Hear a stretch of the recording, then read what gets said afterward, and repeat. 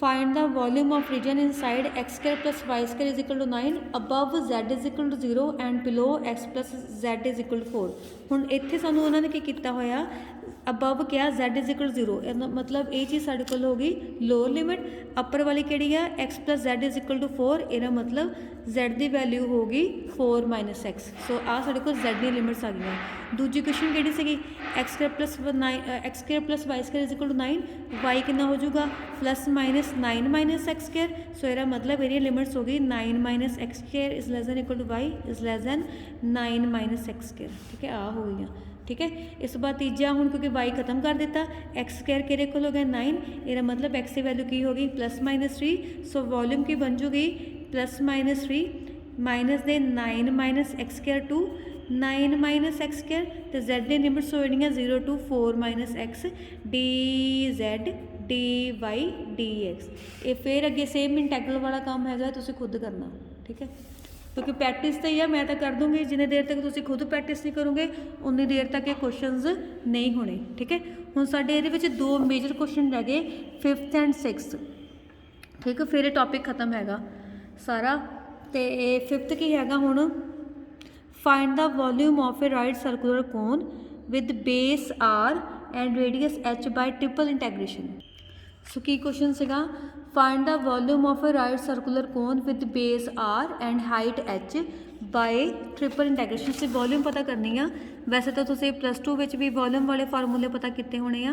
हुण एक कोन हैगा इहदा बेस का रेडियस हैगा R हाइट इहदी टोटल दी हुई है सानू H वो कहता पिया कि इहदा तुसीं वॉल्यूम पता करो। ठीक है सो सब तो पहले आपां की कर लांगे कि जिथे रेडियस दिता हुंदा उहनूं सेंटर मान लांगे तो ओ तो असीं बना दित्ती एक्स एक्सिस हाइट वाले जिहड़ा पूरा वर्टेक्स तो निकलदा पिया उहनूं असीं बना दांगे वाई एक्सिस। ठीक है सो सब तो पहले take centre O of the base as origin। ठीक है and the axis of cone as z axis। ठीक है मतलब एक्सिस ऑफ कोन मतलब आ एक्सिस होंदियां सीगियां इहनूं आपां Z एक्सिस मान लांगे क्योंकि हुंदा ना अपने को 3D हुंदा ना। सो आ साडे कोल की आ जाऊगा एक्स एक्सिस ते वाई एक्सिस। ठीक है या इधर लिख लो एक्स एक्सिस ते वाई एक्सिस। ठीक है इदां। सो आल्सो एंड सॉरी मैं इदां लिख रही पई जिद्दां तुसीं लिखदे हुंदे आ एंड एनी टू परपेंडिकुलर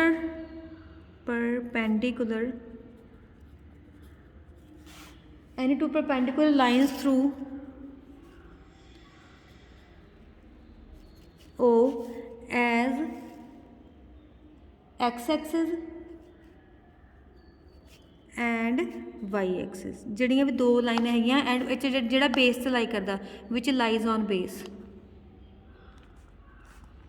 ਜਿਹੜੀਆਂ ਦੋ ਲਾਈਨਸ ਬੇਸ ਤੇ ਹੋਣਗੀਆਂ ਉਹਨਾਂ ਨੂੰ ਅਸੀਂ x axis ਮੰਨ ਲਾਂਗੇ ਤੇ y axis ਮੰਨ ਲਾਂਗੇ। ਠੀਕ ਹੈ ਸੋ light P x y z be any point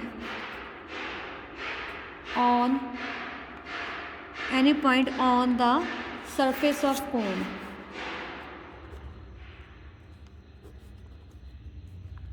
कोन की सरफेस असीं कोई जनरल पॉइंट ले लिया P x y z। ठीक है क्योंकि सानू कोई फंक्शन नहीं है कोई इक्वेशन नहीं हैगी सो सानू इक्वेशन अपने को बनानी पैनी आ। सो असीं सरफेस से एक P x y z any point ले लिया। ठीक है and draw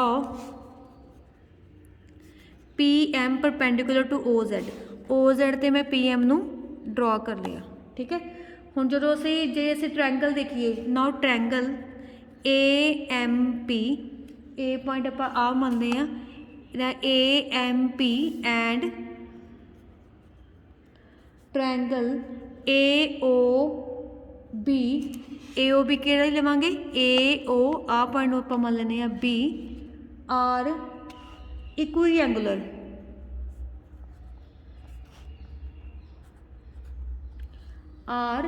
इक्विएंगुलर and hence similar.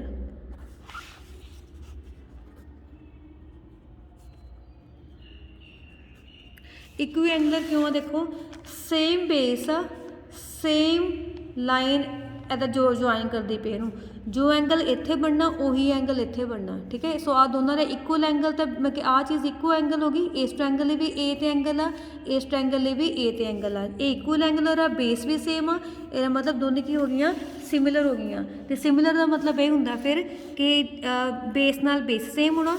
Base इहदा किहड़ा हैगा एम पी, इहदा बेस हैगा O B, O base M P upon O B is equal to M A upon O A, side नाल side same होनी आ। एम ए किहड़ी सीगी M A upon O A, ठीक है, दोनों सेम होनी आ।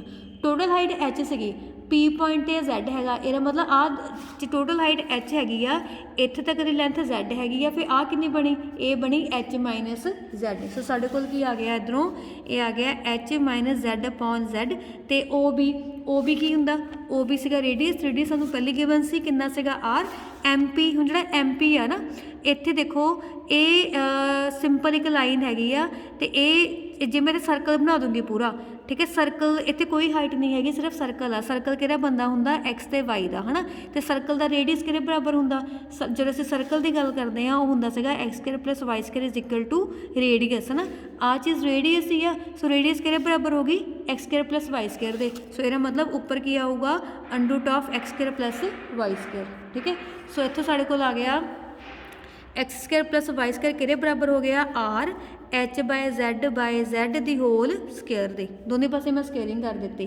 तो ये मैं कुछ गलत किया, ओ ए पूरी दी पूरी, हाँ ओ ए पूरी दी पूरी सी एच आना सीगा इत्थे, ठीक है। सो साढ़े कोल x square plus y square की बन गया R square by Z square, नाल आ गया एच माइनस जैड दा होल स्केयर, ये बन गई। ये इक्वेशन मेरे को हुण कोन दी आई आ, इत्थों मैं लिमिट्स देखनियां ते इत्थों मैं लिमिट्स दे के इंटैग्रल नूं सॉल्व करना, which is equation of right circular cone, which is equation of right circular cone, ठीक है। So for volume let B be the region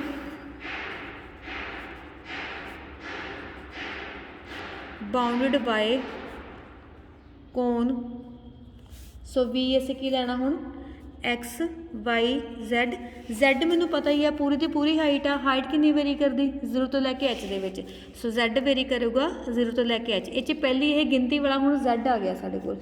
दूजी क्वेश्चन किहड़ी आ, दूजी क्वेश्चन हैगी साढ़े कोल हुण x square plus y square is equal to r square by z square H minus Z दा whole square. इत्थों दूजियां वैल्यूज पता करनियां। हुण सब तो पहला तो असीं एक्स की वैल्यू पता कर लैंदे आ, नाउ इत्थे लिख दिंदे पहला, इत्थों एक्स स्क्वायर किहड़े बराबर होना, वो होना R square by H square H minus Z whole square minus Y square by कला वाई स्क्वायर, तो एच स्क्वायर आ एच एक्स की वैल्यू ये उपर जाके अंडर च कन्वर्ट हो जानी आ, R square by H square H minus Z दा whole square minus Y square, है ना। सो इत्थे ये जैड की वैल्यू एक्स की वैल्यू कितनी आनी आ, एक्स की वैल्यू आऊगी साढ़े कोल, एक्स की वैल्यू आ जानी है साढ़े कोल आही सेम चीज़ माइनस ते r square by H square H minus Z whole square minus Y square, ठीक है। फिर ही प्लस च, ठीक है। तो उस तो बाद जी वाई की वैल्यूज़ आ, वाई की वैल्यू हुण कि लाई करनी आ, हुण इस इक्वेशन दे विचों आपां किहनूं खत्म कर दिता, इस इक्वेशन चों आपां एक्स नूं खत्म कर दिता, ठीक है। आ इक्वेशन चो तो वाई की वैल्यू की हो जाएगी ये प्लस माइनस, है ना। सो वाई की हो जाएगा साढ़े कोल, वाई हो जाना माइनस दे r by h under root of h minus z, तो इधर आ जाना सेम चीज़ r by h under root of h minus z, मतलब यही सेम लिमिट प्लस विच यही सेम लिमिट माइनस च। So volume is equal to, इनू मैं मान लैनी minus they x1 to x1, अगले री minus they y1 to y1, तो z हो गया 0 to h d x d Y D z, last z आएगा हूँ। सो जो मैं x ना करूँगी तो कितना आना, x का करूँगी 2x1 हो जाएगा, लिमिट्स लगा के x1 की वैल्यू पुट कर दो, x1 कितना सीगा 2 under root of R square by H square H minus Z square upon Y नाल minus Y square D Y D Z, आ बन जाना, ठीक है। तो ये पूरा का पूरा मेरे को फार्मूला काहदा बन गया, a square minus x square का बन गया, ठीक है। 0 to h minus y1 to y वैसे तो 2 बाहर ही लिख सकती हाँ, इनू मैं लिखूँगी r by h minus Z the whole square minus y square d Y d Z। वैसे तो पूरा ईवन हैगा तो एरिया लिमिट्स मैं चेंज कर सकती हाँ, ठीक है। सो इत्थे आ पूरे नंबर नूं आपां की मन्निया सीगा y1, आ देखो पूरा नंबर आही आ r by h under of h minus Z, इनू मैं ना लिमिट च कह दिता सी y1। सो इत्थे ये भी की हो जाऊगा पूरा तो पूरा y1 हो जाना, नहीं तो इधर रखना, इधर रख लो। सो ये बन जाऊगा साढ़े कोल 2 0 to h यह जाना y1 under of y1 minus y upon 2 plus y1 square by 2 sine inverse y by y1 limits हो गई minus y1 to y1 D आया ना डी Z, ठीक है। 2 0 to h जो मैं y1 पुट किया तो भी 0 आ, इतने स्केयर से ना। जो मैं y2 पुट किया तो भी 0 आ, पहला नंबर तो 0 हो गया, plus y1 square by 2 sine inverse 1 minus sine inverse minus 1 D Z। सो है ना 2 pi by 2 plus pi by 2 pi 2 pi bar 0 to h अभी 2 बार y1 स्केयर डी Z, 2 ना 2 कैंसल। सो पाई y1 कितना हैगा, y1 साढ़े कोल सी r by H R square by H square H minus Z D Z आ बन जाना, ठीक है। So pi R square by H square दी बार एच माइनस Z दी पावर 2 अपॉन माइनस 2 लिमिट्स है 0 to h, ठीक है। एच पुट किया तो 0 आ गया, सो आ गया एच स्केयर बाय 2।